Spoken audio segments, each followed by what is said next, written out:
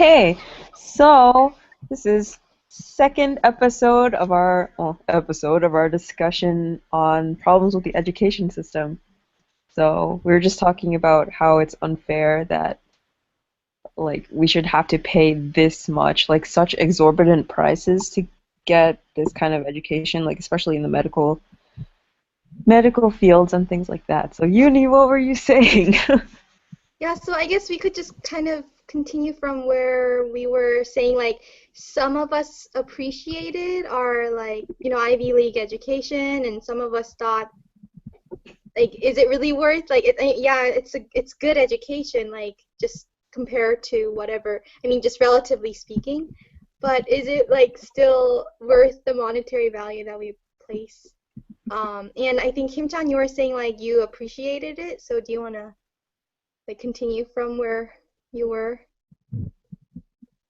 Yeah, I guess I'm using this word a lot, and I don't like using this word, but like it's just not we're not just paying for our education, but it's an investment made for the school, and by making investment to school to advance in its field and it to just continue with the education and its philosophy, we are investing in just better good for the public and everybody.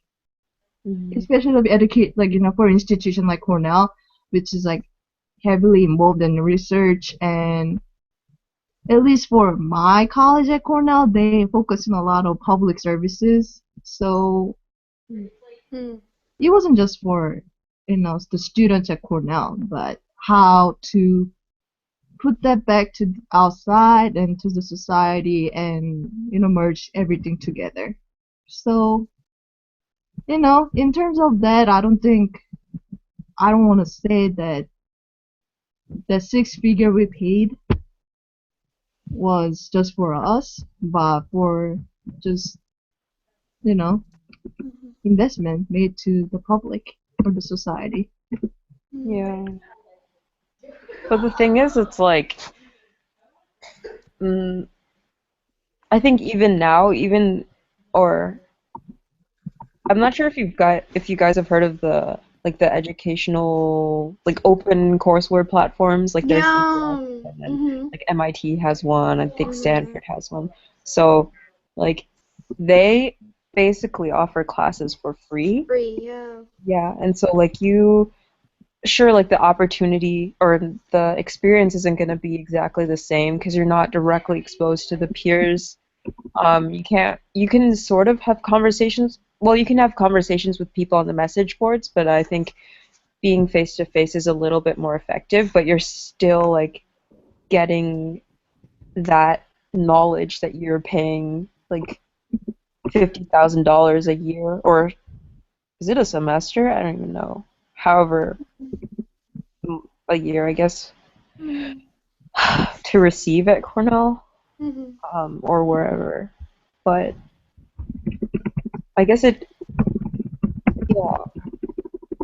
Like, do you think the investment, or I guess how do you perceive the investment changing if we like change to like everyone taking online classes for free? Mm-hmm.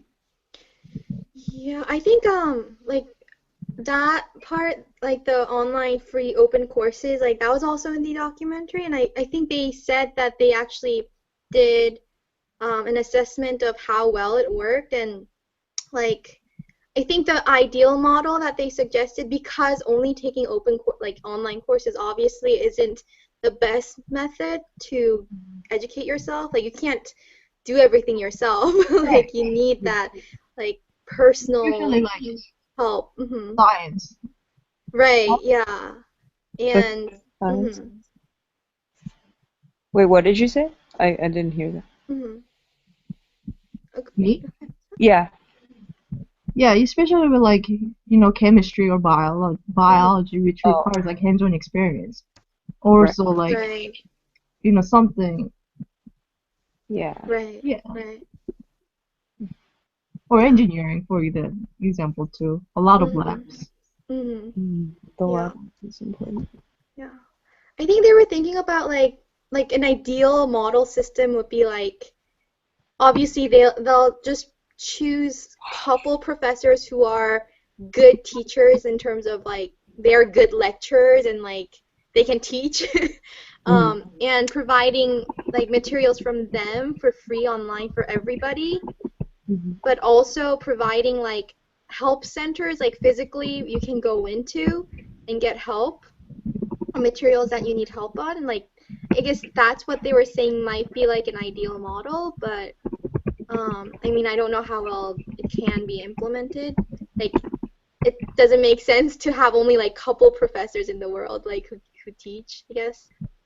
I Yeah. don't know. Yeah, yeah, but yeah, I thought that was really interesting too. Like, and If you think yeah. about a lot of socialized countries like Mhm.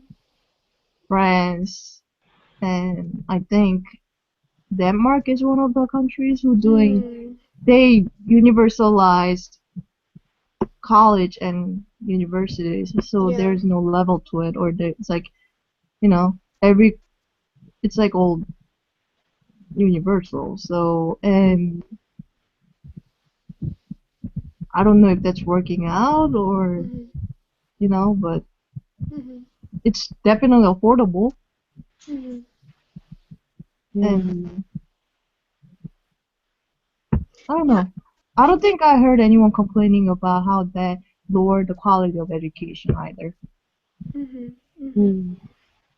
Speaking on that note, just like talking about other countries, like one thing that I guess I came across in Korea when I was meeting with a lot of like Korean students there, and um like they were just really shocked at how like I told them how much like American schools universities cost, and they just could not believe that it cost that much. Like I was paying like the health insurance that I was paying the school, like our mandatory student insurance, like that was how much they were paying for their like a year of schooling, and they're just like that's like healthcare alone. Um, so it was just like it just didn't make any sense. Like so, I guess the only way to justify that monetary value was like okay, then like my schooling in America should be like way better than like what it is in Korea. Like, but in honesty, like these students were getting like they are like legitimate, like they're getting good education, they're learning and they're very bright. And I don't know, maybe like so I think maybe what we're paying for isn't exactly like education in terms of like are you actually learning something, but maybe it's more about again like job opportunities. Obviously there are a lot more job opportunities in the States. Like maybe it's like those extra factors. It's not necessarily like education itself, but all these other things outside of it. Yeah. So I guess like yeah, I guess that's where I was kind of like, oh well, I yeah. think what people pay for is I guess the innovation that comes with that education. Hmm. So yeah, kind of like what you're saying. Like I think a lot of the like really big research happens at these institutions, Yeah. Mhm. um, Right. and like in Germany too, like in terms of Mhm. science, but in America especially. So I Mhm. think that's important to think about. It's just Right. Mhm. yeah, it's like the people component is huge. Mm. So, Yeah. but if we're just talking about like, I wonder if it would be even worth it to like have a system where you just have, I don't know, you just have all of these courses available for people to learn from, like Mhm. get your basic knowledge and get like a really high level, like get the best teachers to teach these classes and then everyone Mhm. learns from them. But then have even like separate institutions that are like purely for, I don't know, like think tanks or something, or like Mhm. purely research institutions that you have to apply for or something. I don't know. I don't know how it would work. Hmm. Um, So like kind of separate them, you mean? Like, yeah, and like that would be less expensive, but probably more I don't know if it would be more competitive, but it would be certainly less expensive. mm-hmm. Let's see. Yeah, because I'm thinking like not everybody is interested in research. Yeah, yeah. So why does everyone have to pay for something that I guess I mean, yeah, I mean it makes sense, but just Or wait, no, I mean not everyone would have to pay for it. Like if you are interested in those kind of research innovations, like you would then go on to that institution, but everything below that would be free. Like it would be the open courseware thing. oh yeah, that'd be nice. Yeah, that makes more sense too. Yeah. I guess I was just annoyed by the fact it just felt like I was paying for like basically I'm buying network, which is true. Like I like the reason why you want to get into these like prestigious colleges is it like it's also you're also gaining that like network like Mhm. group of people that you can be connected to and yeah I don't know I guess yeah Or yeah Jun-chan, were you gonna say something before? Um, like it's kind of diverging the topic, but my problem, like my complaint is, like I understand, like I kind of understand why undergrad has to be really expensive, and I'm kind of objecting separating research with academia mm, because, like, I believe every student in every student in higher education, they should get an exposure to some sort of research because that's like I feel like that's where true learning happens Mm. and true application mm, therefore. And like so that like I kind of understand, like in order to do research you have to have a lot of money. mm, Yeah. So that kind of explains why I have to pay a lot of money while I'm going to college to do research. But why does it have to, like, why is professional school so expensive? Like, you know, mm, yeah like yeah Mm. like they're just trying to make money because I'm trying to do something, mm. Like Mm. That's my I venting. right And I they think complain about mm, not having professionals. mm, Is it just like I feel like that's just like weeding out process and limiting their prestigious social status, for mm, doctors and other doctoral people. They're making it high, like they're making it hard to get financially. So only people who can afford it can achieve that level. Therefore, keeping only right people who can afford it into that pool. So right it's like a vicious cycle. yeah. Mm. I agree. Yeah, and I don't know like I know some there was like econ majors or like people in business would know this better, but I don't know how what the actual figure like corresponds to in terms of where it's going, like what it's being spent for, like $50,000 a year. But I think from what I can remember, it's like not just research. Like I agree that research should get its place. Like I wouldn't mind if like, most of the money that I'm paying is going to contribute towards like public service and whatnot and research.